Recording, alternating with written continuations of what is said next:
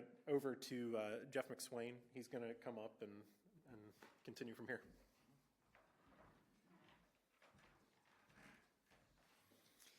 We'll continue in our worship by listening, by offering up our ears and our hearts and souls to hear a message that I know has been crafted with the Holy Spirit. Martin McCorkle has spoken to us on a number of occasions, and especially when Pastor Jim's out of town or something like that. He's come in and stood in the gap, and I know that he spends time with the Lord and asks God what to say.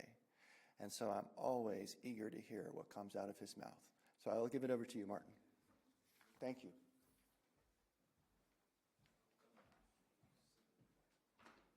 It's good to be back, guys. Love to be here. Let's pray.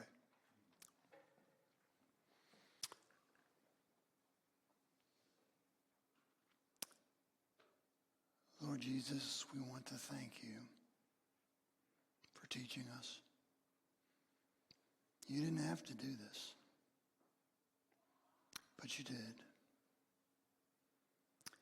I want to thank you for your brilliance. You say things in a way no one else ever has or ever will.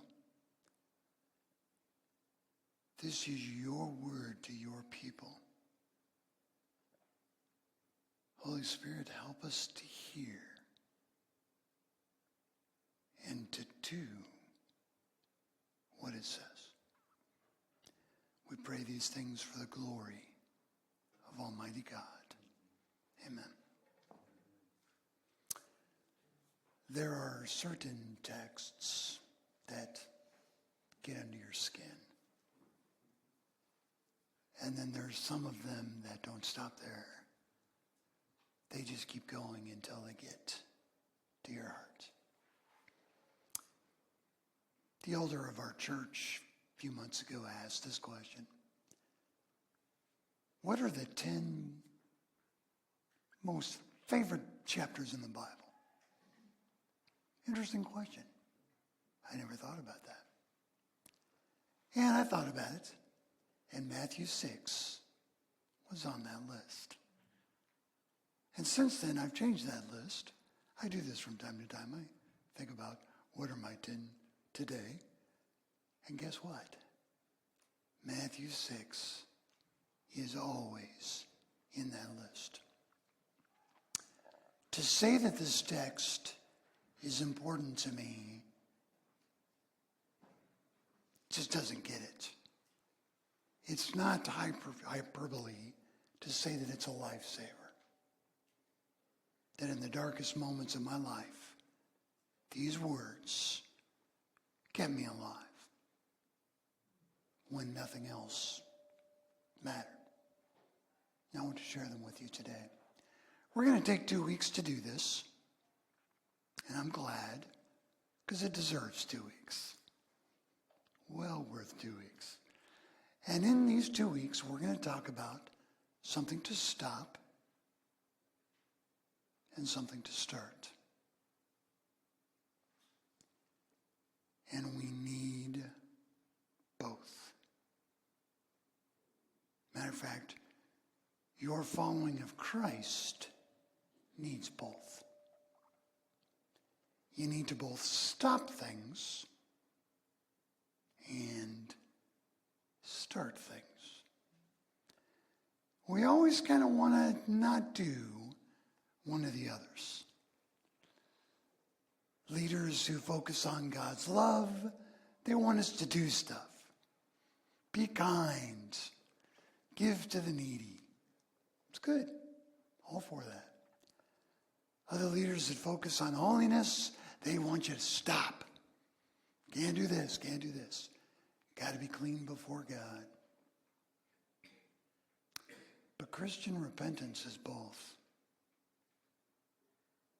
You cannot cut that circle in half. It will not work. Just think about the Bible. Paul says in Ephesians, do not steal, but work so that you have something to share. Don't lie, but speak truth. Don't be prideful, but be humble. Don't worship false gods. Worship God. You got to have both. So today, we're going to talk mostly about what to stop. Look at your Bibles. Matthew chapter 6, starting at verse 25. This is in the Sermon on the Mount. Is that the tennis guys? Next door? I keep hearing people go, yeah. Do they like? Is that me? That's all right. That's funny. This is Christ teaching in the Sermon on the Mount. And he just taught, don't love money. Love God. And then he says this in verse 25. Therefore I tell you, do not be anxious about your life.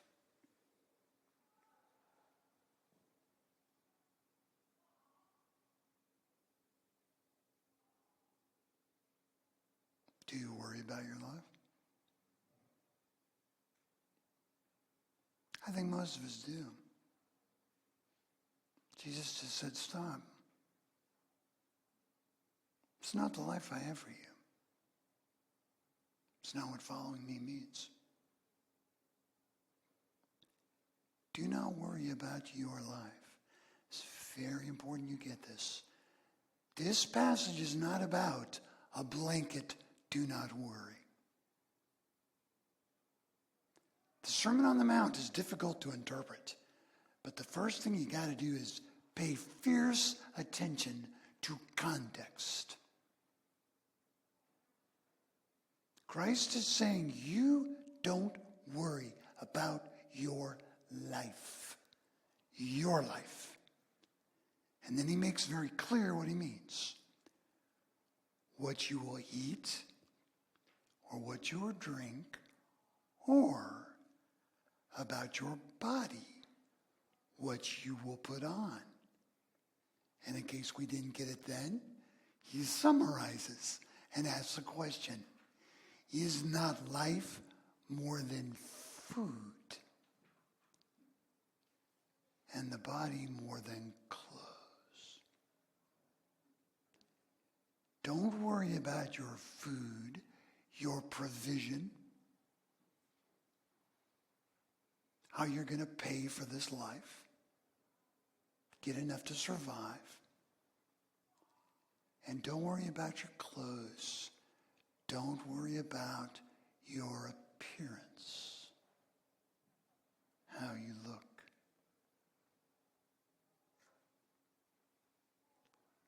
I like to think about advertising, because advertisers are spending money because they think they have something you want. So what are ads about? Food and clothing. And if you throw sex in there, it's usually still appearance that they want to get at. What do you worry about?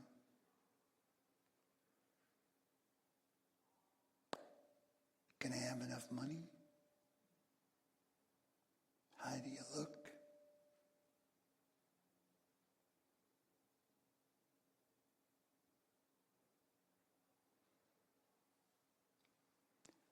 And so Christ then tells us to do something. This is astonishing. What does he say? Look at the birds. And not just look at the birds, look closely. Look at the birds of the air. Of the air.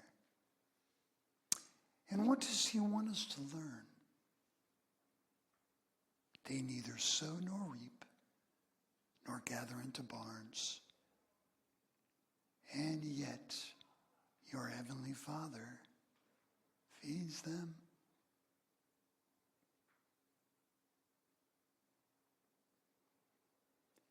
Do you know I love Matthew? It's second behind John. John's my fave. But Matthew's next.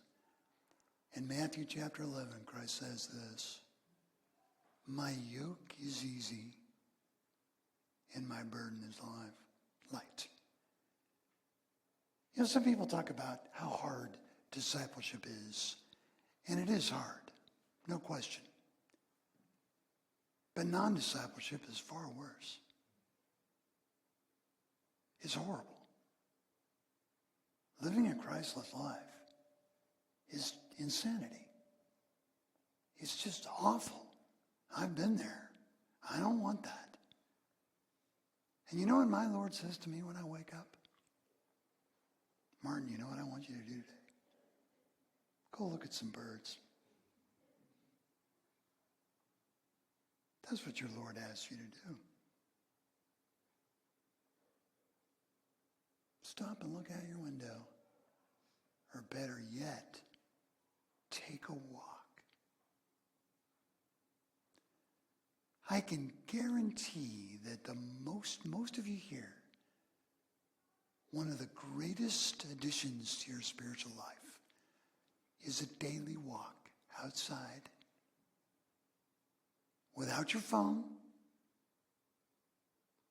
alone, where you get to a place where you see what God made. And you spend some time looking at what God made. Not your house, not through your window, but feeling the wind, seeing with your eyes what God does. And I love nature. I fell in love with hiking in wilderness as a young man. Lived and worked in Yosemite for a few years. Spent a lot of time in the woods. And the lessons from nature go on and on and on. And you know one of the best? You are irrelevant.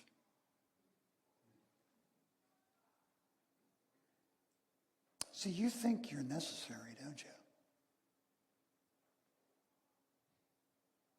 Come on now. You think the world would fall apart without you.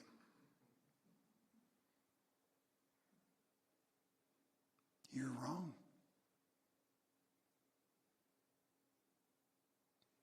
Take a walk and look at the birds. Do you feed them?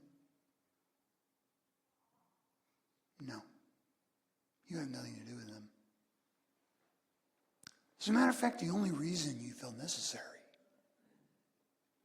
is because you worry about yourself. That's what you think about. And you don't go outside of that. And Jesus invites you. Step out of that life. Come into mine. Where I feed the birds. Does that mean birds are lazy? No. They do bird stuff. You can't be lazy. You need to do human stuff. But just like birds don't do human stuff, you don't do God stuff. Remember what Satan told us in the fall? If you eat that fruit, you're going to be like God, knowing good and evil.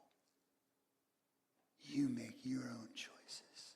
You decide what is good. You are the center. What a lie. And with just a bit of thought is completely foolish.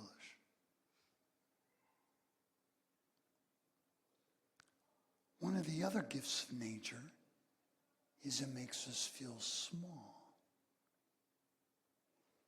I lived and worked in Yosemite. Any Yosemite seekers out there? Been to Yosemite? Yeah. El Capitan, common shot in Yosemite. 3,500 feet of sheer granite. Straight up. Half dome, 4,500. I've sat on the top of Half Dome with my legs over the edge and stared 4,500 feet, straight down. I've stood at the bottom of El Capitan, looked straight up. And this earth is a speck and a speck and a speck and a speck and a speck. People often say, why is the universe so big? Because God wants it that way. It's not that you feel small. You feel the right size. That's what you feel. Any of you Alice in Wonderland fans? Love Alice in Wonderland. You should read it. Do you know what her problem usually is? She's the wrong size. She's too big for some places, too small for others. She's always trying to fit. Be too big, be too small. Friends, we are way too big.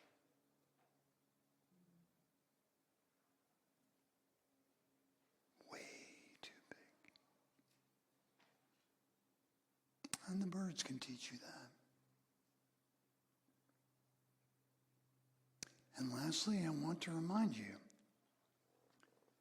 that you will die. You are not necessary. The world will go on without you.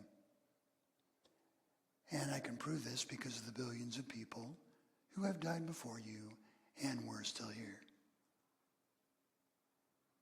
The Bible says that your life is a vapor. Gone.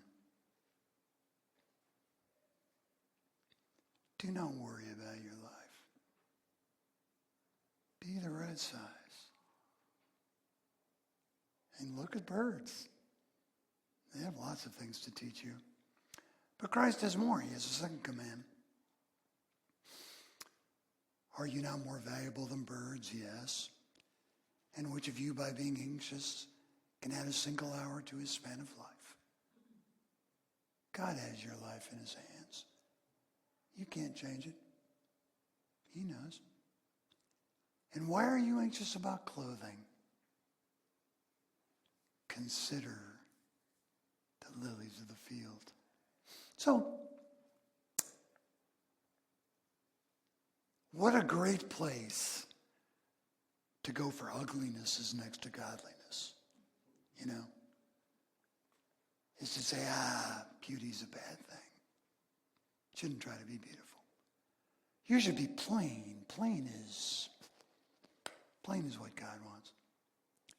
But Jesus, this is extraordinary what it says here.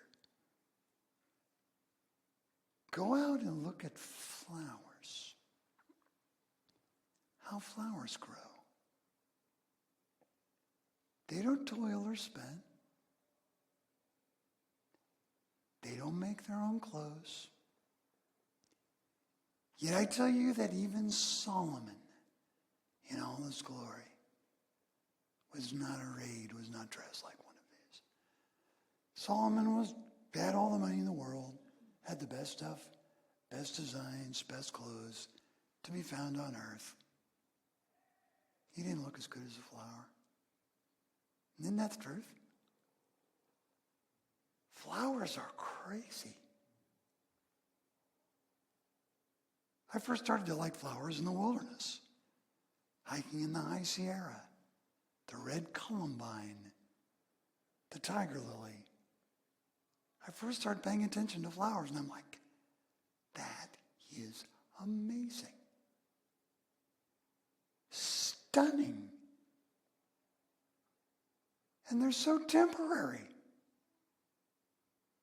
Jesus goes on to say they're here for a day and gone tomorrow. Yet God made them beautiful.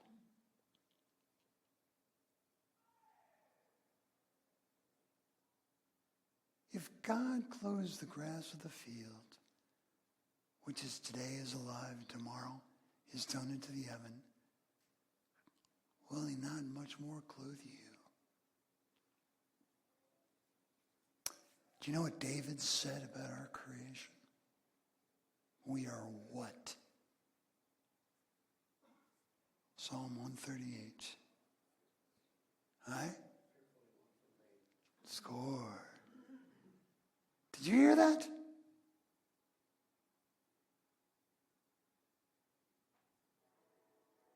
God thought about you. He shaped you and made you different than every other human ever. Do you get that? It's astonishing.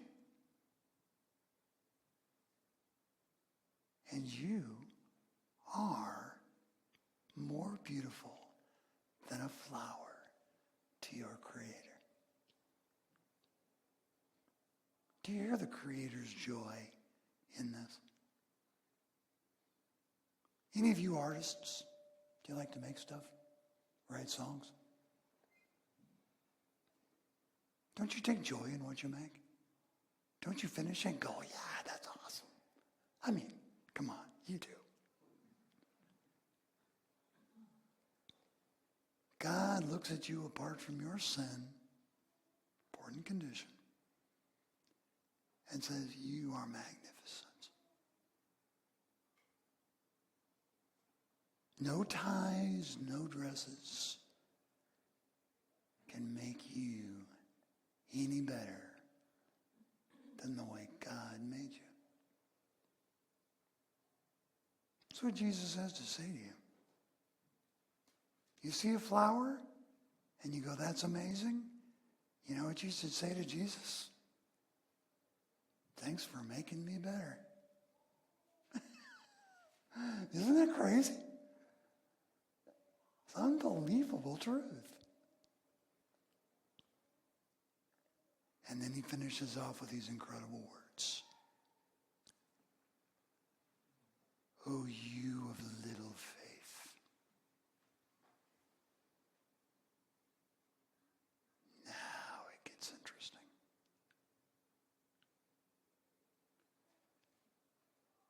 What is faith? Not the content of faith. We talk about the content of faith, and that's good because content of faith saves us. We have to believe in Jesus' death and resurrection. Yes. But let's take a step further back. What is faith? Think about it a second.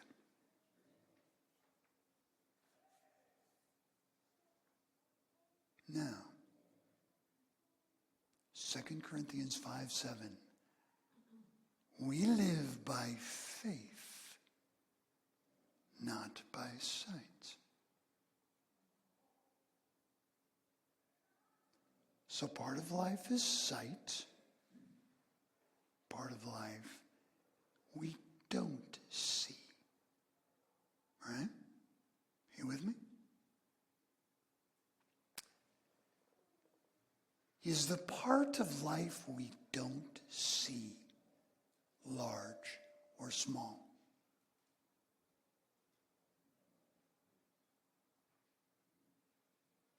It's huge. As a matter of fact, we see so little. So little. I've had a pretty varied life, but I haven't been all over this earth. I haven't been outside of North America.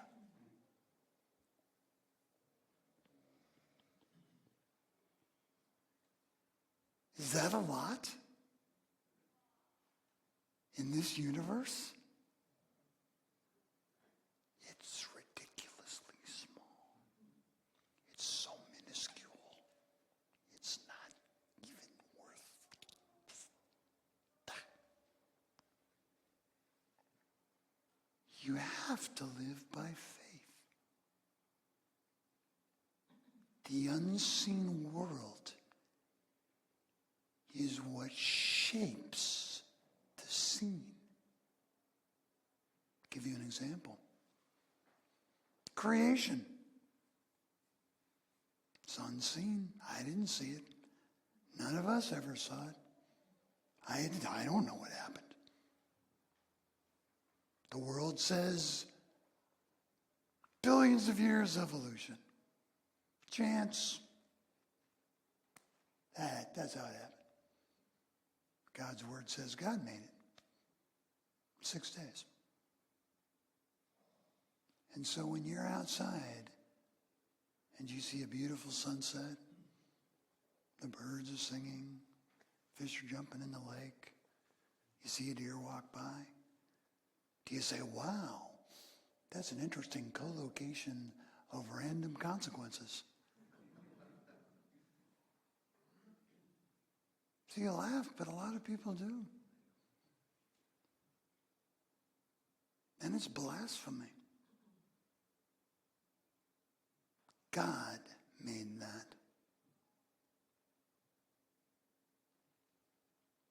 And it's the unseen world that taught you that.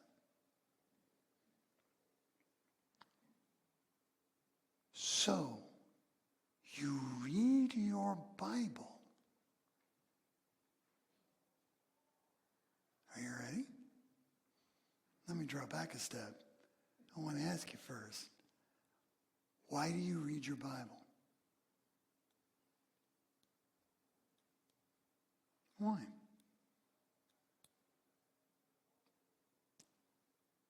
This reason. To fill your unseen world.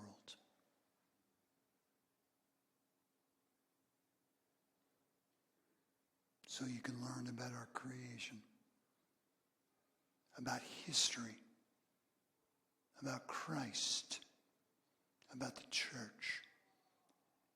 You're populating your mind with God's truth about the unseen world. And Jesus says of people who worry about their lives, you have a small, small inner world.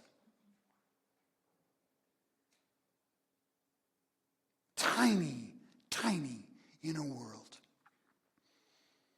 Because you live in your world, where you are your tiny God. Jesus says, I don't want that for you.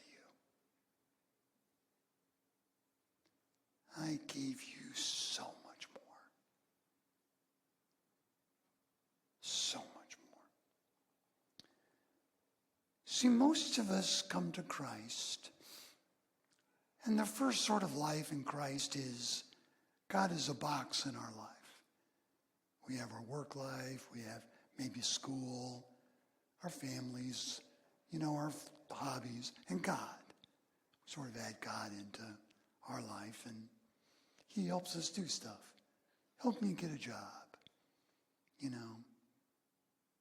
give me money, that kind of thing. But that hopefully won't last very long. Because a critical transition takes place when you read your Bible. And all of a sudden you're confronted, and sometimes it's brutally, that you are a box in God's world. Do you get that switch? You have to make that. Because God is not a box in your world. It's close to being blasphemous. It's at least wrong. He's not worthy of that. You're in his. And it's a beautiful, beautiful world. You know, when I was in seminary, I had to take this test called the MMPI. Anybody know what that is? Yeah, you remember. The Minnesota Multiphasic Personality Inventory. And it's like 700 questions, and you have to describe what you answer. And they say, got to be visceral. Just answer the truth. First thought, answer it. And one of the statements I had to respond to was this: you are on a mission from God. And frankly, the first thing I thought about was the Blues Brothers. Yeah, I am on a mission from God. But then I thought, yes, I am. I am part of the redemption of the universe. That's who I am. God, in His grace, chose to save a selfish sinner and make me a son so that in some tiny way I could be just a minuscule part of redeeming the universe.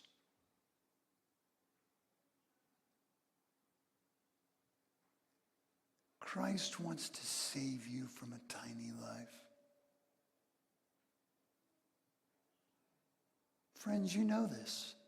Nothing is sadder than a self-absorbed person. What am I going to eat today? Do I have enough food? Can I do this? Yeah, is this going to go? I understand. There are issues related to that. But it's not what God has for you.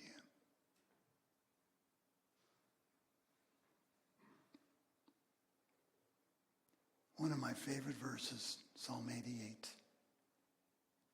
Better to be a doorkeeper in the house of my God than to dwell in the tents of the wicked. If you got that, you got this.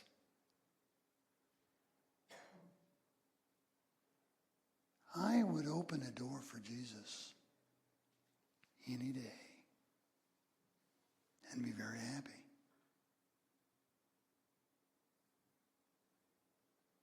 This life is going to come and go before you know it. And you're going to step into eternity,